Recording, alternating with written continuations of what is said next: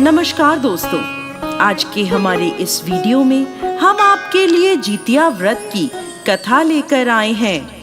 एक समय की बात है, नर्मदा नदी के पास कंचनवटी नाम का एक नगर था। नदी के पश्चिम दिशा में मरुभूमि थी, जिसे बालूहटा कहा जाता था। वहाँ विशाल पाकड़ का एक पेड़ था। उस पेड़ पर चील रहती थी। पेड़ के नीचे एक खोखर था, जिसमें सियारिन रहती थी। चील और सियारिन में गहरी दोस्ती थी। एक बार दोनों ने मिलकर कुछ स्त्रियों को जितिया व्रत करते हुए देखा। तब उन्होंने यह व्रत करने का संकल्प लिया। फिर दोनों ने भगवान ज्योतवाहन की पूजा करने के लिए निर्जला व्रत रखा। व्रत के दिन उस नगर में एक बड़े व्यापारी की मृत्यु हो गई और व्यापारी का दाह संस्कार उसी मरुस्थल पर किया गया। दिन बीतने के बाद जब रात हुई, तब वहाँ मौसम खराब हो गया। बिजली कड़कने लगी और बादल गरजने लगे। वहाँ पर बड़ा तूफान आ गया। अब सियारिन को भूख लगने लगी। मुर्दा देखकर वो खुद को रोक ना पाई और उसने व्यापारी के शरीर को खा लिया और उसका व्रत टूट गया। पर चील ने संयम रखा और नियम व श्रद्धा से अगले दिन व्रत का पारण किया। फिर अगले जन्म में दोनों सहेलियों ने ब्राह्मण के परिवार में 2 पुत्रियों के रूप में जन्म लिया। चील बड़ी बहन बनी और उसका नाम शीलावती रखा गया। शीलावती की शादी बुद्धिसेन के साथ हुई। सियारिन छोटी बहन के रूप में जन्मी और उसका नाम कपूरावती रखा गया। उसकी शादी नगर के राजा मलाईकेतु से हुई।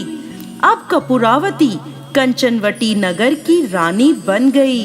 भगवान ज्योतवाहन के आशीर्वाद से शीलावती के 7 पुत्र हुए, पर कपूरावती के सभी बच्चे जन्म लेते ही मर जाते थे।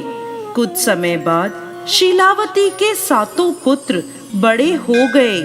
वह सभी राजा के दरबार में काम करने लगे। कपूरावती के मन में उन्हें देखकर ईर्ष्या की भावना आ गई और उसने राजा से कहकर शीलावती के सभी पुत्रों के सर कटवा दिए और उन्हें 7 नए बर्तन मंगवाकर उनमें रख दिया और लाल कपड़े से ढककर शीलावती के पास भिजवा दिया। यह देखकर भगवान ज्योतवाहन ने मिट्टी से 7 भाइयों के सिर बनाए और सभी के सिर को उनके धड़ से जोड़कर उन पर अमृत छिड़क दिया, जिससे सभी में जान आ गई और शीलावती के 7 पुत्र जिंदा हो गए और अपने घर लौट आए। जो कटे हुए सिर रानी ने भेजे थे, वो फल बन गए।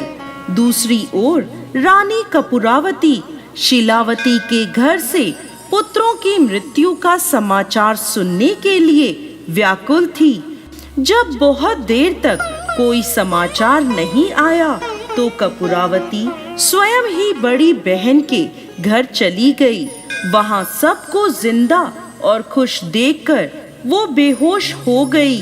जब उसे होश आया, तो अपनी बहन को उसने सारी बात बता दी। उसे अपनी गलती का पछतावा हो रहा था। भगवान ज्योतवाहन की कृपा से शीलावती को पूर्व जन्म की बातें याद आ गईं।